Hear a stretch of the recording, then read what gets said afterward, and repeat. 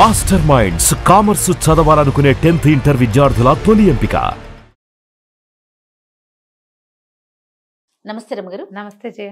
రమగారు, మాలతీ చందూర్ మీ favourite writer కదండి. ఆవిడది ఇంకొక నోవెల్ ఏదైనా మాట్లాడుకుందామండి. ఏమిటో ఇంకా చాలా చాలా ఉన్నాయి జయ, అవన్నీ గుర్తులేవు. రాగరక్తిమ ఒకటి బాగా గుర్తుంది. రాగరక్తిమ రాగము అనురాగం యొక్క ఎరుపు. ఆహాహా, blood is thicker than water అంటామా, అంతే కదా. అలాంటిది అనమాట రాగరక్తిమ.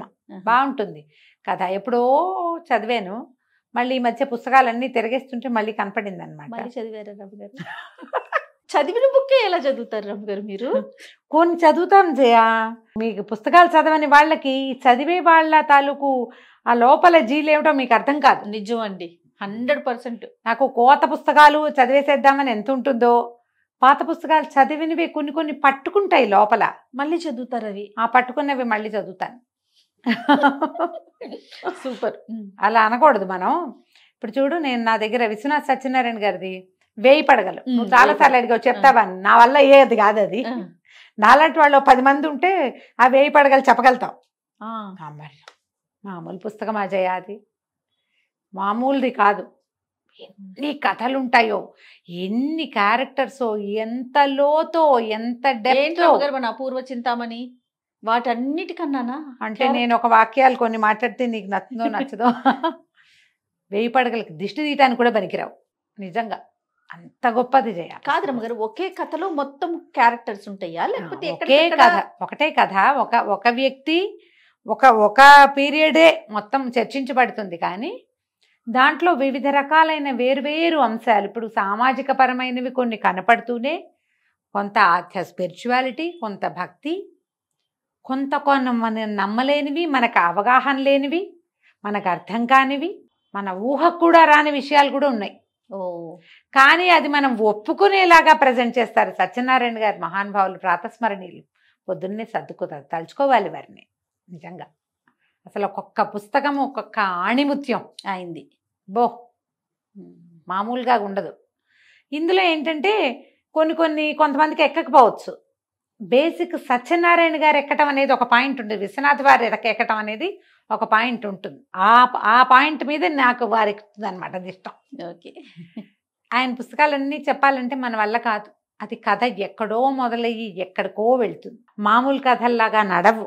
అసలు 1000 పడగలైతే చెప్పద్దు, నేను ఒక 30+ టైమ్స్ చదివాను నేను దాన్ని. 30 కంటే పైనే. ఆయన కూడా మీరు చెప్పండి అంటున్నారు. చెప్పనంటల్లా, చెప్పలేనంటున్నారు. చెప్పలేము. మీరే చెప్పలేనంటే కష్టమే. అది కరెక్ట్గా దాన్ని, పైగా ఈ స్వాతంత్రోద్యమ కాలం నాటివి అవన్నీ కూడా కొన్నాళ్ళ అవి కూడా వస్తాయి. జమీందారీ పరగణాలు పోవటాలు అవి కూడా ఉన్నాయి. అందులో ఒక ఏమంటారంటే అంతు తెలియని ఒక ఆధ్యాత్మికత కనపడుతుంది అందులో. స్పిరిచువాలిటీ ఉన్న పుస్తకం. ఓకే. మనం మాలతీ చందూర్ నుంచి విశ్వనాథ్ వారి దగ్గరికి వెళ్ళిపోయాం. సరే, ఏదో నేను చెప్పాలి కాబట్టి ఏదైనా సరే పాత పుస్తకాలు కొన్ని ఇష్టమైనవి చదువుతాను జయ. ఈ రైటర్స్ ఇష్టం. ఇప్పుడు చూడు, నేను మరి ఎద్దనపూడి గారివి ఎన్ని పాత పుస్తకాలు మళ్ళీ చదువుతున్నా. అవునవును కదా. ఎప్పుడో చదివాను మల్లాది వెంకటకృష్ణమూర్తి గారిది రేపటి కొడుకు. ఆ పుస్తకం మొన్న కనపడితే మళ్ళీ దాన్ని మళ్ళీ చదివాను. ఇష్టమైతే చదువుతారు. అది కొన్ని పుస్తకాలు ఉంటాయి, ఒకసారి చదివితేనే ఎక్కువ. కొన్ని సగం చదివాక ఏమిటి చదువుతున్నాం మనం, ఇది ఏమిటిది అని మానేస్తుంది. ఎందుకు వచ్చిందిలే, ఇంకా చాలా బోరుగా ఉంది అనిపిస్తాయి. నాకు షాలోగా పై కథలు నచ్చవు. మీరు రియలిస్టిక్ గానే యాక్సెప్ట్ చేస్తారు, జీవితానికి దగ్గరగా ఉండేవి. రెండోది, మనకు అంతుబట్టని వ్యవహారం ఉండాలి అందులో. అది సైన్స్ కాదు, సైన్స్ కానిది. స్పిరిచువల్ ధోరణిలో ఉండే పుస్తకాలు మనకు అర్థం కాని ఉంటాయి చూడు, అవి ఇష్టం. అర్థం కాకూడదు మనకి, అప్పుడు ఎక్కువ చదువుతాం అనమాట. అంటే నా తరహా అది, జనాలు వాళ్ళ ఇష్టము. ఈ రాగరక్తిమ సంగతి చెప్దాం ఇప్పుడు. ఇది ఒక పిల్లని ఇంకోళ్ళు పెంచుకుంటారు. సొంత తల్లిదండ్రులకి ఆ అమ్మాయి చేసింది కనపడుతుంది. ఇది 70s రాయబడిందే. ఒక మిడిల్ క్లాసు కథలాగా కనిపిస్తుంది, ఆసక్తికరంగా వెళ్తుంది. అనసూయ రామారావు భార్య భర్త. అనసూయ గారికి పిల్లలు లేరు. ఆవిడ ఒక కాలేజీలో లెక్చరర్గా ఉంటుంది, ఆయన అడ్వకేట్. ఏదో కొంచెం వెల్ ఆఫ్ కుటుంబమే వీళ్ళది. ఈ అనసూయకు కజిన్ ఒక అతను ఉంటాడు, శాస్త్రి. అతని భార్య కడుపుతో ఉండి వీళ్ళ ఇంటికి వస్తుంది. ముందు 2 పిల్లలు ఉంటారు, 3వ ప్రెగ్నెన్సీ. 3ఓసారి కొంచెం ఏదో ఇబ్బంది అయ్యేదో ఇక్కడికి వచ్చి వీళ్ళ ఇంటికి వచ్చి ఇక్కడి నుంచి పెళ్ళికి వెళ్తారు. పెళ్లి నుంచి తిరిగి వస్తుంటే అమ్మాయికి ఏదో ఒంట్లో చాలా ఇబ్బంది అవుతుంది.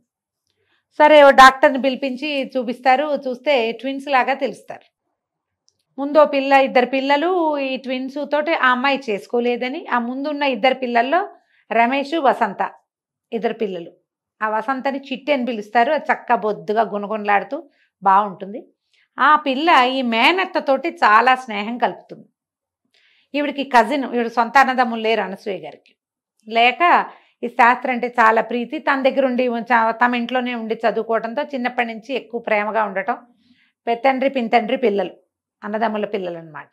పెత్తాత చిన్నతాత పిల్లలు, వీళ్ళతో స్నేహం ఎక్కువ. అలా ఉంటారుగా కజిన్స్లో కొంతమంది. అయితే ఈ పిల్లని మేము ఉంచుకుంటామని అడుగుతారు. అది ఇక్కడ ఉండిపోవడానికి సిద్ధంగా ఉంటుంది, కొన్నాళ్ళు ఉంటారు. ఈ పురుడయ్యి ట్విన్స్ అయ్యేసరికి కొంచెం హడావిడయ్యి ఈ పిల్లల్ని ఏదో చిన్న పక్కన స్కూల్లో వేస్తే ఆ పిల్ల బుద్ధిగా స్కూల్కి వెళ్తుంది, వీళ్ళతో చాలా బాగుంటుంది. అది వచ్చేసేపు అత్త దగ్గరే పడుకుంటా, అత్తతోటే అన్నం పెట్టించుకుంటా అంటుంది. ముద్దుగా చూస్తుంటే పిల్లలు అట్లా చేరువవుతారు కదా. అయితే సరే ఎలాగూ వీళ్ళకి పిల్లలు లేరు కాబట్టి ఈ పిల్లని ఇక్కడ వదిలిపెడితే దీని రాజ్యాంగం నడుస్తుందని తల్లిదండ్రి ఆలోచించుకుంటారు. పైగా ఆవిడంటే ప్రీతి కూడా, అతనికి అక్కయ్య అంటే ఇష్టం. వాళ్ళు బాగా చూసుకున్నారు చిన్నప్పటి నుంచి. అక్కయ్య బాగా చదువుకుంది, బావగారు మంచివాడు కాబట్టి పిల్ల చదువుకుంటుంది అనుకుని ఈ పిల్లని ఇక్కడ వదిలిపెడతారు. ఆ చిట్టిది వదిలిపెట్టి పెద్ద పిల్లాన్ని పుట్టిన కవల పిల్లల్ని పుచ్చుకుని వెళ్తారు. రాముడు లక్ష్మణుడు అని పేరు పెడతారు. రాము లక్ష్మి తీసుకుపోతారు. వెళ్ళేటప్పుడు తల్లి అడుగుతుంది, వస్తావుంటే నేను రాను, నేను అత్త దగ్గరే ఉంటా అంటుంది పిల్ల. ఈ పిల్ల ఏంటి బుద్ధిగా పద్ధతిగా ఉండటం, తీరైన పనితీరు తను చిన్నప్పటి నుంచి. పెద్ద పిల్లాడికి ఏమని ఉండదు, బాగా అల్లరివాడు, అన్నిటికీ పేచి. తల్లికేమో పెద్ద కొడుకంటే ముద్దు, కొడుకంటే ముద్దు. ఆడపిల్ల సర్దుకోవాలనుకుంటుంది. అమ్మాయికి తెలీదు, ఒక పల్లెటూరు తనపు కనపడుతుంది అనమాట. ఆ తల్లి, ఆ లలిత, ఆ క్యారెక్టర్, ఈ చిట్టి వాళ్ళ అమ్మ, మన అమ్మమ్మలందరూ కనపడతారు అందులో. మగపిల్లాడికి సాగించాలి, ఆడపిల్లలు సర్దుకోవాలి, అలాంటి ధోరణి మన చిన్నప్పుడు తెలుసు మనకి. ఇప్పుడు లేదు, ఇప్పుడు లేదండి, అస్సలు లేదు. ఇప్పుడు లేదు. కానీ ఇప్పుడు కూడా కొన్ని కుటుంబాల్లో వినపడుతుంది జయ. మొన్న మధ్యన ఎవరో ఒక గెస్ట్ కూడా నాది ఇదే మాట అన్నారండి. ఇప్పటికీ ఉంది జయ ఈ ధోరణి కొన్ని కుటుంబాల్లో ఉంటుంది. మగపిల్లాడికి సాగించటము, మగపిల్లాడికి పెరుగు పోయటం, ఆడపిల్లలకి మజ్జిగ పోయటం, అవి ఉండేవి ఇది వరకు. ఇప్పుడు బాగా తగ్గిపోయినా కూడా మరి ఇప్పుడు మనకు 1 పిల్ల, 2 పిల్లలు, 2 ఆడపిల్లలే అలాంటివి వచ్చినాయి. ఆడపిల్లలు కూడా అందవేసిన చేతులుగా అన్నిట్లకి పరిగెత్తి ప్రతి చోట చదువుకోవటాలు అవి మనం చూస్తున్నాం. ఈ డిస్క్రిమినేటివ్ ఐడియాస్ సమాజంలోనే కొంత తగ్గుముఖం పట్టినాయని చెప్పచ్చు. దానికి మనం చాలా సంతోషించాలమ్మా, చాలా స్వాగతించాల్సిన విషయం ఇది. ఆడపిల్లలు తెలుసుకోవాలి, మనం చెప్పుకుంటాం ఎప్పుడు, హద్దులు తెలుసుకుని ఉండాలి, జాగ్రత్తగా ఉండాలి, తెలివిగా ఉండాలి ఆడపిల్లలు. కానీ ఆడపిల్లల్ని తక్కువగా చూడకూడదు. ఈ 2 పాయింట్లు ఉన్నాయి కదా. ఎందుకంటే వాళ్ళు రేపొద్దున సమర్థించాలి చాలా ప్రపంచాన్ని. ఈ ఆడపిల్లలే కనాలి, పెంచే పని వాళ్ళదే ఎక్కువ అవుతుంది కాబట్టి వాళ్ళు ఇంకొంచెం జాగ్రత్తగా ఉంటే బాగుంటుందని చెప్పుకుంటాం మనం. అయితే ఈ పిల్లని వదిలిపెట్టి వెళ్తారు. పిల్లని ఏదో మంచి స్కూల్లో చేర్పిస్తారు. మామయ్యతో కలిసి కారులో వెళ్ళటం, అది అత్త మామయ్య కాస్త మెల్లిగా మమ్మీ డాడీలోకి వచ్చేస్తుంది పిల్ల. స్కూల్లో అందరూ మీ మమ్మీయా అని అడుగుతున్నారు, నేను మమ్మీ అని పిలుస్తానని మమ్మీ డాడీ అలవాటు చేసుకుంటుంది, వీళ్ళతో ఉండిపోతుంది. ఆ తల్లికి తర్వాత మళ్ళీ ప్రెగ్నెన్సీ, మళ్ళీ 2 పిల్లలు పుడతారు. అంటే వెరసి 5 పిల్లలు ఉన్నారు వాళ్ళ దగ్గర. ఈ పిల్ల ఇక్కడ ఉంటుంది. ఎప్పుడైనా వాళ్ళు వచ్చినప్పుడు వాళ్ళు వేరు, ఇది వేరు. ఇదేమో మరి యువరాణిగా ఉంది ఇక్కడ. వీళ్ళు కొంచెం బాగున్నారు, భార్యాభర్త 2 పెద్ద ఉద్యోగాలు, బోల్డంత జీతాలు, ఇంట్లో పని మనిషి, వంట మనిషి, కారు డ్రైవరు, ఇన్ని ఉన్నాయి. ఇన్ని ఉన్న చోట పిల్ల పెంపకం వేరేగా ఉంటుంది కదా. ఇది బాబ్డ్ హెయిర్ చేయించుకుంటుంది, తనకు కావలసినట్టుగా ఉంటుంది, బాగా చక్కగా పెరుగుతుంది. చెల్లెలు వచ్చినప్పుడు వాళ్ళంతా వస్తే తన బట్టలు ఇస్తే ఈవిడికి అనసూయకి కష్టంగా ఉంటుంది. ఎంతో ముద్దుగా సరదాపడి కుట్టించిన బట్టలు అది చెల్లెలకి ఇచ్చేస్తానన్నా ఈవిడికి కొంచెం పొసెసివ్గా అవుతాం కదా. పైకి అనకపోయినా లోపల ఉంటుంది. క్రమంగా రోజులు గడుస్తాయి. రమేష్ చాలా తెలివి తక్కువగా, సరిగా చదవకుండా ఉంటాడు. ఈ పిల్ల క్లాస్ ఫస్ట్గా, క్లాస్ థర్డ్గా అట్లా ఉంటుంది. చదువుకునే గుణం ఉంది, చెప్పించేందుకు పెద్దవాళ్ళు ఉన్నారు. అక్కడేమో తల్లి ఆ పిల్లాన్ని ఏమీ సవరించదు. దాంతో పిల్లలు ఎవరాయి దెబ్బరాయిగా పెరుగుతారు వాళ్ళ పిల్లలు. క్రమంగా శాస్త్రికి అనారోగ్యం వస్తుంది. అతనికి ఒంట్లో బాగుండలేదని వీళ్ళకి తెలుస్తూ ఉంటుంది. కొంచెం పెద్ద అయ్యేసరికల్లా ఏమవుతుంది, ఈ రమేష్ ఎవరినో ప్రేమించి పెళ్లి చేసుకుంటానని మొదలు పెడతాడు. ఈ పిల్ల కూడా డిగ్రీకి వచ్చేస్తుంది, డిగ్రీ అయిపోతుంది. ఇప్పుడే పెళ్ళెందుకురా అంటే వెండువాడు. వీళ్ళేమో శాస్త్రి పేరులో తెలుస్తుంది కదా, బ్రాహ్మణ్ సమాజంగా కనపడుతుంది. ఇంకేం పెద్ద పూజలు పునస్కారాలు మళ్ళు ఆచారాలు చూపించరు, కానీ చిన్న ఒక వాక్యాల్లో తెలుస్తుంది. ఆ అబ్బాయి ఎవరో ఇంకొక వేరే జాతి అమ్మాయిని పెళ్లి చేసుకుంటానంటాడు, చేసేసుకుంటాడు. వీళ్ళు వద్దంటారని చేసేసుకున్నానంటాడు. సంబంధాలు చూద్దాం అనుకుంటారు వీళ్ళు. అయితే ఈవిడికి ఇష్టం ఉండదు అనసూయకి ఆ పిల్లకి పెళ్లి చేయటం. అది ఎంఏ చదువుతానంటుంటే అది దాని కాళ్ళ మీద అది నుంచుంటుంది. పిల్ల ఎప్పుడెందుకు పెళ్ళి అనిపిస్తుంది. పిల్లలు వద్దని అన్నా ఆ అమ్మాయి ఒప్పుకోదు. మొదట 2 పిల్లలు పుట్టారు, ముందు 2 పిల్లలు ఉన్నారు, మళ్ళీ ట్విన్స్, ఆపరేషన్ చేయించేద్దామని చూస్తుంది. నా పిల్లలకి ఏం కన్నొంకర కాలంకర మాణిక్యాలు లాంటి పిల్లలు పుడుతుంటే లేని వాళ్ళు లేక ఏడుస్తుంటే నేనెందుకు మానేయాలి అని ఇంకో 2 పిల్లల్ని కంటుంది. ఇంతమంది సమాజాన్ని ముందుకు తీసుకెళ్ళాలిగా. ఈ ఇబ్బందులు సబ్బందులు కనపడుతూ ఉంటాయి. అప్పుడప్పుడు వాళ్ళు ఇక్కడికి వస్తారు, వీళ్ళు అక్కడికి వెళ్తూ ఉంటారు. వాళ్ళు ఇక్కడికి వచ్చినప్పుడల్లా ఆ పిల్లకి చిట్టికి తెలుస్తూ ఉంటుంది అనమాట, తనకి చెల్లెలకి ఉన్న తేడా, తన తల్లికి మమ్మీకి ఉన్న డిఫరెన్స్. తల్లులు ఇంత మూర్ఖంగా ఈ పిల్లల్ని ఇలా పిచ్చి పిచ్చిగా ఇష్టారాజ్యంగా అన్నిటికీ పేచీలు, అన్నిటికీ గొడవలు, శుభ్రాలు లేవు, పని పాట రాదు, చదువు మీద శ్రద్ధ లేదు, జీవితం మీద ఫోకస్ లేదు. ఏమిటి వీళ్ళు ఇలా ఉన్నారు, అమ్మేంటి ఇలా ఉంది అనిపిస్తుంది. తల్లికి ఏదైనా చెప్పపోతే ఆవిడ పొట్టడు, నా పెద్ద చెప్పచ్చావు పోవే అంటుంది. నేను కన్నా పిల్లవే, మీ మమ్మీ పెంచితే మమ్మీ పిల్లవైపోవు, నువ్వు నా పిల్లవేనంటుంది. అలా అన్నప్పుడు కష్టంగా ఉంటుంది. ఇంతలో ఏమవుతుంది, శాస్త్రికి బాగా అనారోగ్యం చేస్తుంది. ఆయన చూడ్డానికి అక్కడికి వెళ్ళేసరికి అతను చనిపోతాడు. ఈ సందట్లో మనకి ఇంకా కొన్ని క్యారెక్టర్స్ని పరిచయం చేస్తారు. మొట్టమొదటి డాక్టర్ జానకీబాయి అని ఒక క్యారెక్టర్ని చూపిస్తారు. ఈవిడ పురుడు పోయటానికి వస్తుంది. ఈ జానకీబాయి అనసూయ గారికి చిన్నప్పటి నుంచి ఫ్రెండ్. ఆవిడ డాక్టర్ అవుతుంది, కానీ చైల్డ్ విడో, బాల్య వితంతు. దాంతో ఆవిడ మళ్ళీ ఏం పెళ్లి చేసుకోదు. ఆవిడ అన్నయ్యతో కలిసి ఉంటుంది. వాళ్ళ మేనల్లుడు మేనగోడళ్ళు ఉంటారు. వాళ్ళ ఫ్యామిలీతో మంచి స్నేహాలు ఉంటాయి. వాళ్ళ మేనల్లుడు ప్రభాకరం, ఆ అబ్బాయికి ఈ పిల్ల అంటే ఇష్టం. ఈ చిట్టు అంటే వసంత దాని అసలు పేరు, కానీ చిట్టు అంటారు. అతనికి ఆసక్తిగా ఉంటుంది ఈ అమ్మాయి పట్ల. కానీ ఈ పిల్లకి తన ఇల్లు మమ్మీ ఈ గోల్లోనే ఉంటుంది. తెలుసు తనకి ఇతను తన మీద ఇంట్రెస్ట్ చూపిస్తున్నాడు అని. ఈ తండ్రి అక్కడ మరణించేసరికల్లా ఇల్లు చూస్తే ఆ రమేష్ ఎవరినో పెళ్లి చేసుకుని వాళ్ళ ఇంటికి వెళ్ళిపోయాడు. ఈ వెనకాల పిల్లలిద్దరూ ఇంకా చదువులో ఉన్నారు, 2 చిన్న పిల్లలు. తల్లికి అయోమయం, ఏమీ తెలియదు ఆవిడికి. డబ్బు ఎక్కడి నుంచి వస్తుందో ఎలా పోతుందో తెలీదు, అసలు కంట్రోల్ లేదు. ఈ సంసారం ఎట్లా? దాంతో నేను ఇక్కడే ఉండిపోతానంటు. తల్లిదండ్రి వద్దని అన్నా కూడా ఏమంటారు, ఆ పిల్లకి తన ఫ్యామిలీ పట్ల బాధ్యత ఉంది. ఇక్కడ ఉండి ఉద్యోగం చేస్తాను, ఈ సంసారం నేను దిద్దుకోకపోతే కుదరదు, నేను ఇలా వీళ్ళని వదిలిపెట్టలేనని ఇక్కడ ఉండిపోతుంది. ప్రభాకరంకి చెప్తుంది, 2 పూర్తి సంవత్సరాలు వీళ్ళతోటి 3 ఏళ్ళైనా ఉంటే కానీ ఇది నా వల్ల అవ్వదు అని. అతని అమ్మాయికి ఉత్తరాలు కూడా రాయకుండా ఉండిపోతాడు.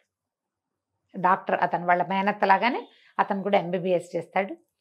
సరే ఇంకేం చేస్తుంది, ఇక్కడ ఉంటుంది. ఇంకా ఇక్కడ నుంచి కాలేజీకి వెళ్ళటం, ఉద్యోగం, ఎవరినో 2 పిల్లల్ని ట్యూషన్కి పెట్టుకుంటుంది. డబ్బులు జాగ్రత్త, పొదుపు, అమ్మ అది చేయదు ఇది చేయదు అలా చేయదు ఏం చెప్పినా తల్లి విందు. ఆవిడకి ఒక ఎబరాయి దబరాయి పద్ధతులు, ఫోకస్ లేకపోవటం, ఇలాంటివే ఉంటాయి.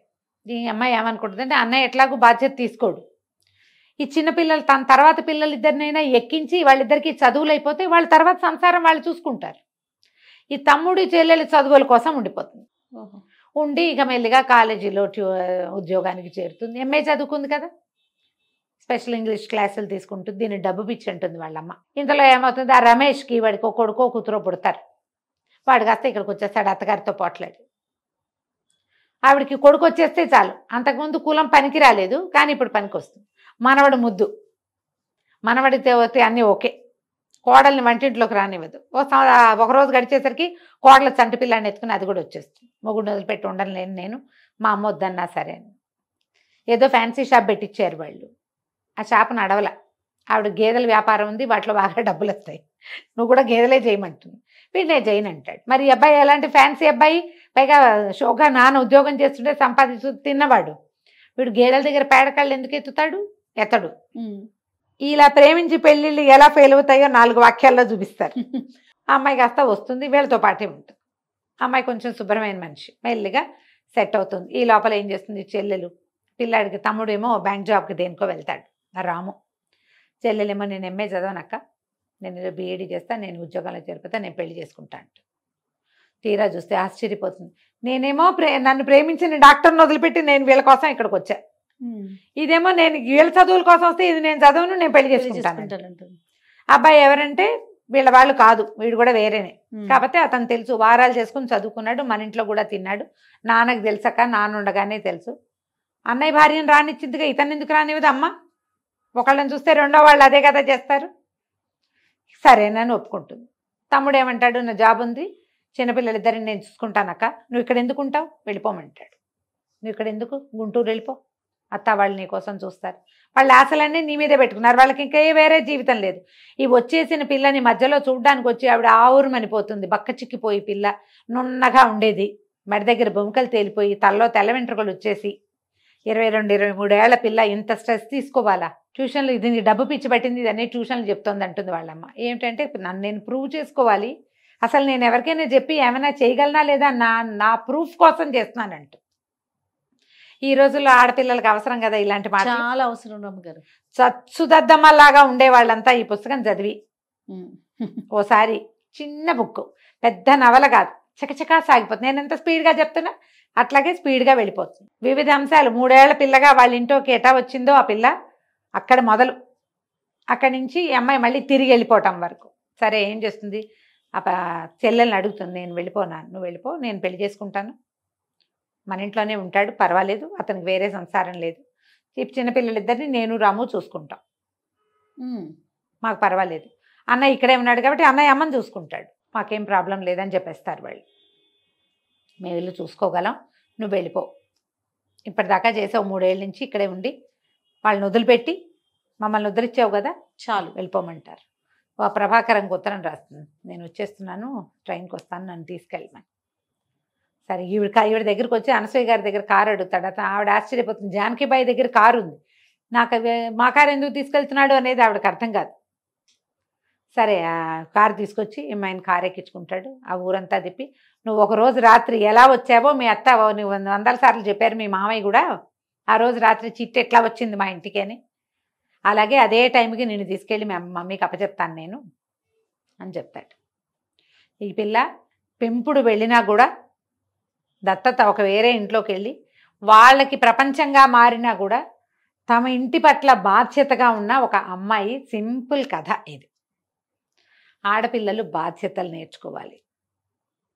పెళ్ళిళ్ళు అయిపోయాక లేదా పెళ్ళి కాకముందు వీళ్ళతోటి మాకేమిటి అనేవాళ్ళు. ఇప్పుడు బాధ్యత తీసుకునే ఆడపిల్లలు ఎంతమంది ఉంటున్నారో, తీసుకొని వాళ్ళు కూడా ఉన్నారు కదా జయ, ఉన్నారు రమ్మ గారు, ఉన్నారు.